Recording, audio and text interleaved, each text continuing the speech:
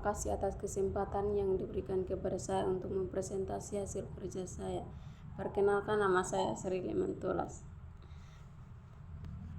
Baik, saya akan mempresentasikan tentang sejarah perkembangan komputer.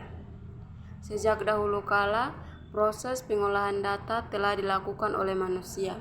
Manusia juga menemukan alat-alat mekanik dan elektronik untuk membantu manusia dalam penghitungan dan pengolahan data supaya bisa mendapatkan hasil lebih cepat. Komputer yang kita temui saat ini adalah suatu evolusi panjang dari penemuan-penemuan manusia sejak dahulu kala berupa alat mekanik maupun elektronik.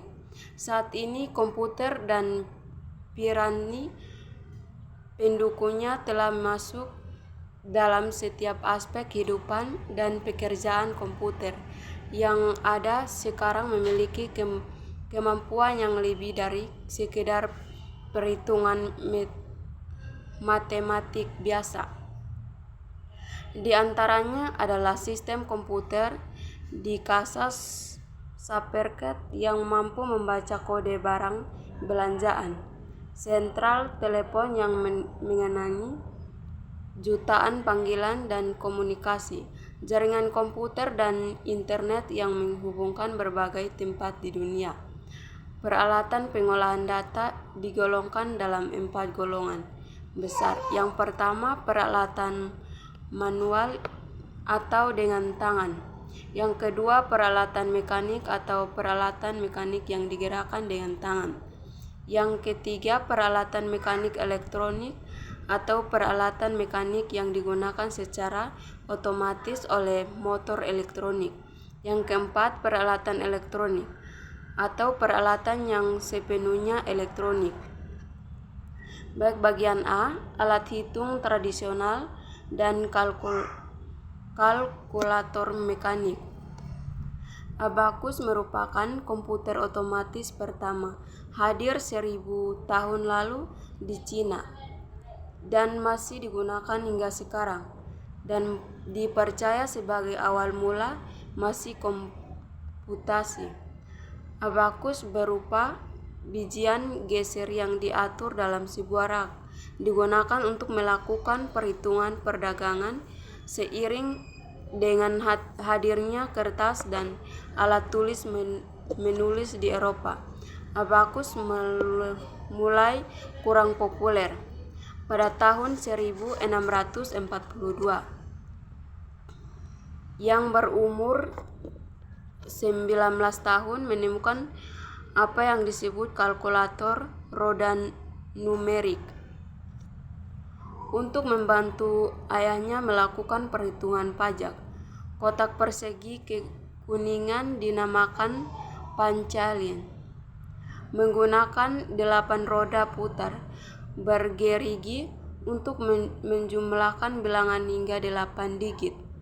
Alat ini merupakan penghitung berbasis 10. Kelemahan alat ini hanya terbatas pada penjumlahan saja. Tahun 1694,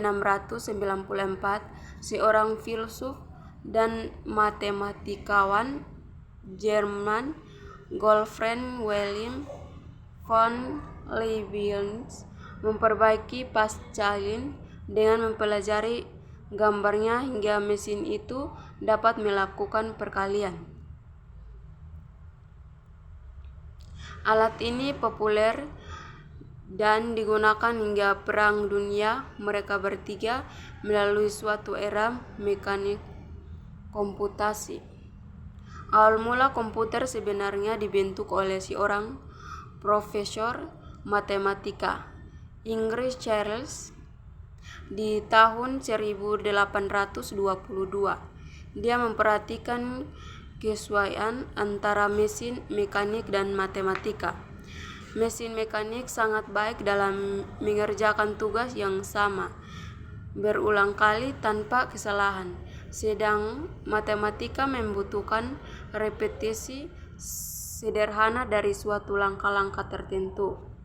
Ia mengusulkan sesuatu mesin untuk melakukan perhitungan persamaan diferensi. Mesin tersebut dinamakan mesin referensial. Dengan menggunakan tenaga uap, mesin tersebut dapat menyimpan program dan dapat melakukan kalkulasi serta mencetak hasilnya secara otomatis. Ia kemudian terinspirasi untuk memulai membuat komputer generasi populer yang pertama, yang disebut Annihilating English, dan didanai oleh pemerintah Inggris. Mesin ini direncanakan untuk dengan tenaga uap dan benar-benar otomatis. Akan tetapi proyek ini menjadi semakin sulit dikerjakan dan memerlukan biaya yang sangat banyak. 10 tahun kemudian proyek ini belum juga selesai dan dananya habis. Akhirnya mesin ini tidak pernah diselesaikan. Walaupun begitu, mesin ini telah menjadi ide bagi mesin berikutnya. Pada tahun 1833 mulai membuat sebesar rumah dan digerakkan oleh 6 mesin uap. Mesin ini dapat diprogram berkat adanya teknologi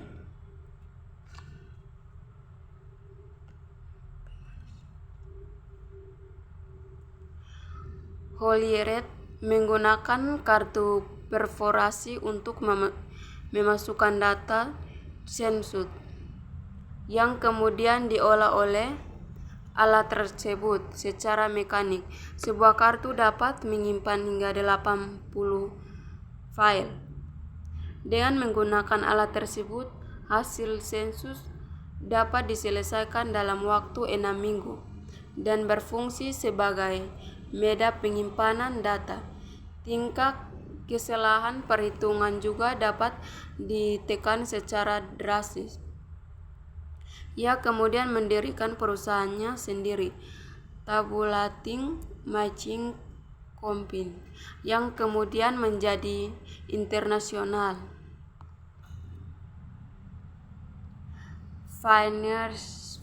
Vannevar Bush 1890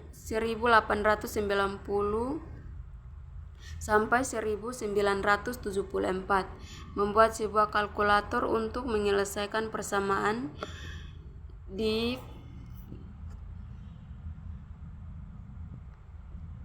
diferensial di tahun 1931. Mesin tersebut sangat besar dan berat karena ratusan gerigi dan poros yang dibutuhkan untuk melakukan perhitungan. Dengan mengaplikasikan kondisi benar salah ke dalam sirkuit listrik dalam bentuk terhubung atau terputus. Pada tahun 1941, Konrad Zuse, seorang insinyur Jerman, membangun sebuah komputer untuk mendesain pesawat tersebut.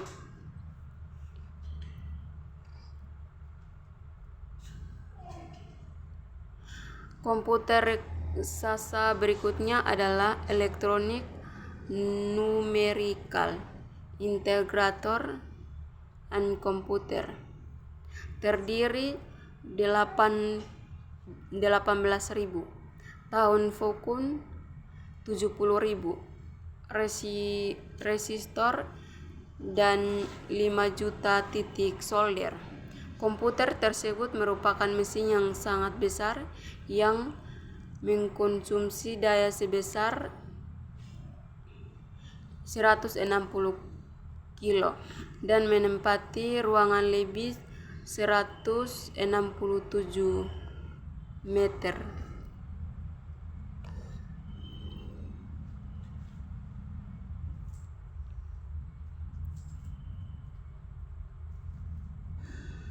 Pada akhir tahun 1950, komputer bukan lagi merupakan mesin yang hanya diproduksi oleh pemerintah dan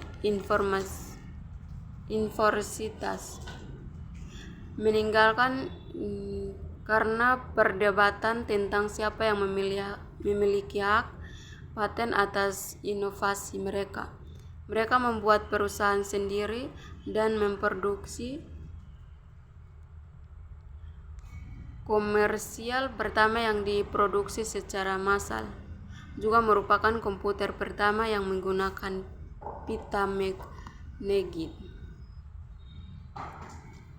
Komputer generasi pertama ditandai dengan instruksi yang dibuat hanya untuk satu tugas tertentu saja. Yang kedua, setiap komputer memiliki bahasa mesin yang berbeda, sehingga komputer lebih sulit diprogram. Yang ketiga, teknologi vacuum yang berukuran besar membuat komputer generasi pertama juga memiliki ukuran yang ekstra besar. Yang keempat, penggunaan pita magnetik.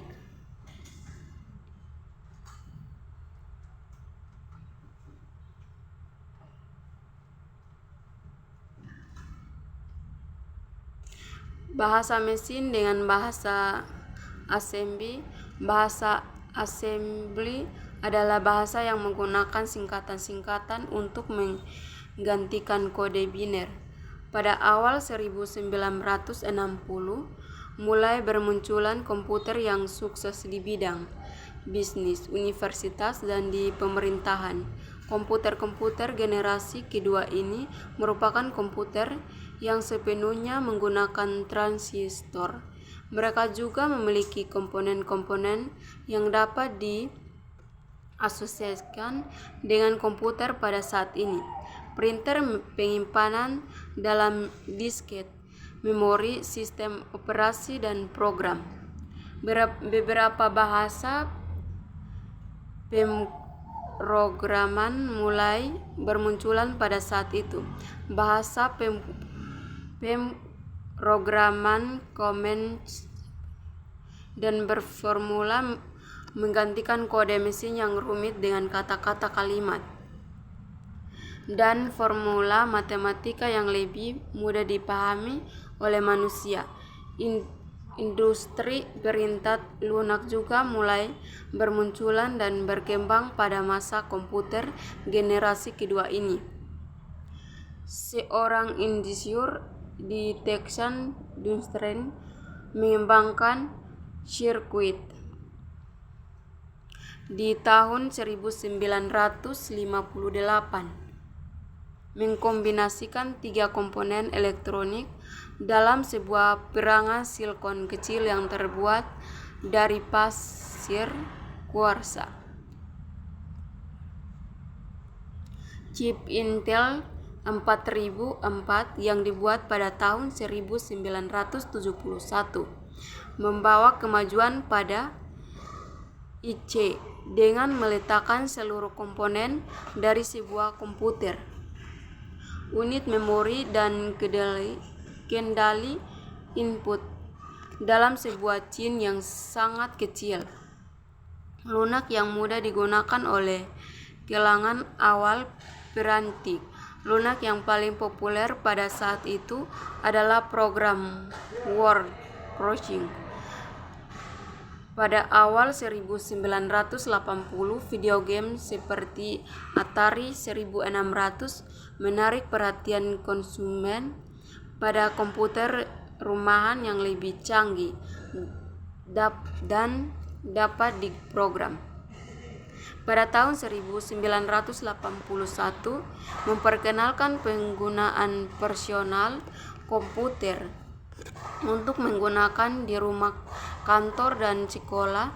Jumlah PC yang digunakan melonjak dari 2 juta unit di tahun 1981 menjadi 5,5 juta unit di tahun 1982. 10 tahun kemudian 65 juta PC digunakan. Komputer melanjutkan meja menjadi komputer yang dapat dimasukkan ke dalam tas atau bahkan komputer yang dapat digenggaman.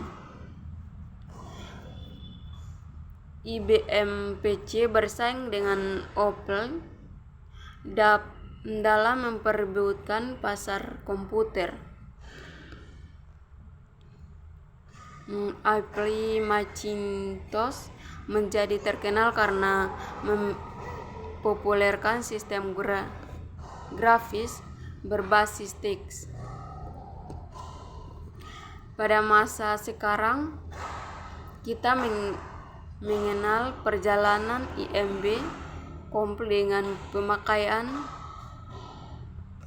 dengan menggunakan perkabelan langsung, disebut juga locak areal, neutron, atau kabel telepon jaringan. Ini dapat berkembang menjadi sangat besar. B. Komputer generasi berikutnya. Teknologi nano menandai komputer generasi kelima. Prosesor berkembang dari single core menjadi dual core, bahkan six core dengan teknologi dalam prosesor yang sama ditanamkan juga GPU.